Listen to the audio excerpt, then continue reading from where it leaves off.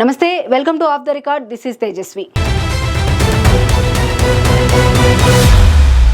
మాజీ ఎమ్మెల్యేలు నారాయణరావు పటేల్, విఠల్ రెడ్డి ఒకే పార్టీలో ఉన్న ఆ ఇద్దరికి అసలు పట్టం లేదట. నారాయణరావు రాజకీయాలకు అంటీ ముట్టనట్లు ఉంటూ ఎన్నికలకు నెల రోజుల ముందే కాంగ్రెస్ కండువా కప్పుకొని అసెంబ్లీ ఎన్నికల్లో ముధోల్ నుండి పోటీ చేసి ఓటమి పాలయ్యారు.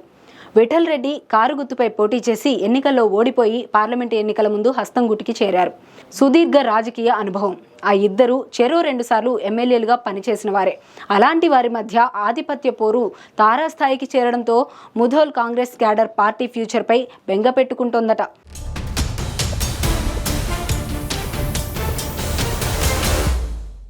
నిర్మల్ జిల్లా ముధోల్ నియోజకవర్గానికి చెందిన ఇద్దరు మాజీ ఎమ్మెల్యేలు నారాయణరావు పటేల్, మిట్టల్ రెడ్డిలకు అస్సలు పడటం లేదట.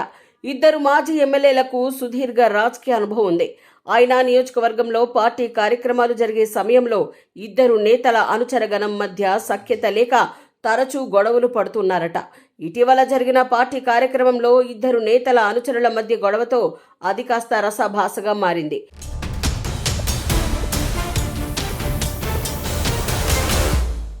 ఆ క్రమంలో ముధోల్ నియోజకవర్గంలో కాంగ్రెస్ రాజకీయం నారాయణరావు పటేల్ వర్సెస్ మిట్టల్ రెడ్డి అన్నట్లుగా సాగుతోందట. గత అసెంబ్లీ ఎన్నికల్లో నారాయణరావు పటేల్ కాంగ్రెస్ అభ్యర్థిగా, మిట్టల్ రెడ్డి బీఆర్ఎస్ అభ్యర్థిగా పోటీ చేసి ఇద్దరూ ఓడిపోయారు. ప్రస్తుతం నియోజకవర్గ కాంగ్రెస్ ఇన్ఛార్జిగా నారాయణరావు పటేల్ కొనసాగుతున్నారు. మిట్టల్ రెడ్డి పార్లమెంటు ఎన్నికల సమయంలో గులాబీ పార్టీని వదిలి కాంగ్రెస్ పార్టీ కండువా కప్పుకున్నారు. నారాయణరావు పటేల్ 1994లో టీడీపీ ఎమ్మెల్యేగా మొదటిసారి, ఆ తర్వాత గులాబీ కండువా కప్పుకొని కారు గుర్తుపై పోటీ చేసి రెండోసారి విజయం సాధించారు.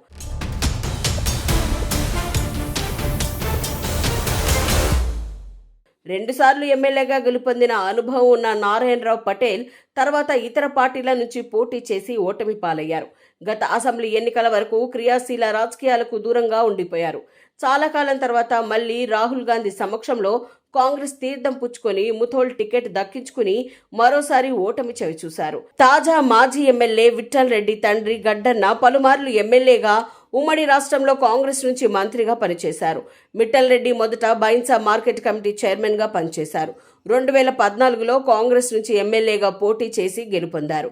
నెల రోజులు తిరగకముందే గులాబీ పార్టీలో చేరి 2018లో రెండోసారి ఎమ్మెల్యేగా విజయం సాధించారు.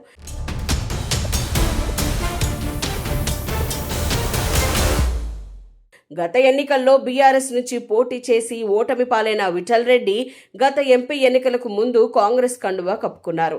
ఇలా ఆ ఇద్దరు మాజీ ఎమ్మెల్యేలు హస్తం గూటికి చేరారు. అయితే తాజాగా వీరిద్దరి తీరు క్యాడర్కు కొత్త చిక్కులు తప్పిస్తోందట. ఈ ఇద్దరు నేతల తీరు కారణంగా కార్యకర్తలు ఏదైనా సమస్య వస్తే ఎవరిని కలవాలో కూడా తెలియక సతమతమవుతున్నారట. ఓ మాజీ ఎమ్మెల్యే కొన్ని కండిషన్స్ పెడుతున్నారట. ఉదయం 10 గంటల నుంచి సాయంత్రం 6 గంటల వరకే క్యాడర్ని కలుస్తారట. సాయంత్రం 6 దాటితే చాలు ఇంటి మెయిన్ గేటు మూసేస్తారట.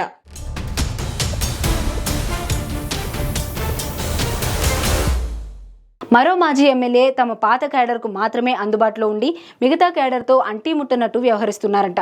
గతంలో రాష్ట్ర మంత్రులు శ్రీధర్ బాబు, సీతక్కల పర్యటనల సందర్భంగా జన సమీకరణ చేయడంలో విఫలమయ్యారన్న విమర్శలు కూడా వినిపిస్తున్నాయి. ఓ మాజీ ఎమ్మెల్యే ఇంటి వద్ద ఉన్నప్పటికీ తాను వేరే ఊర్లో ఉన్నట్టు సీన్ క్రియేట్ చేశారట. తాను స్థానికంగా లేనని తప్పించుకోవడానికి చూడగా సదరు మాజీ ఎమ్మెల్యే స్థానికంగానే ఉన్నట్లు క్యాడర్ చెప్పడంతో మంత్రులు అవాక్కయ్యారట. ఈ విషయంపై పార్టీ క్యాడర్లో ఇప్పటికే చర్చ నడుస్తోంది. అలా ఆ ఇద్దరు వ్యవహారం అధిష్టానానికి ఏమాత్రం అంతుపట్టకుండా తయారైందట. ఆ ఇద్దరు నేతలు ఇలా అంటీముట్టనట్టు ఉంటే నియోజకవర్గంలో పార్టీ క్యాడర్ పరిస్థితి ఏంటి, పార్టీ భవిష్యత్తు ఏంటని కార్యకర్తలు తెగబెంగ పెట్టేసుకుంటున్నారంట.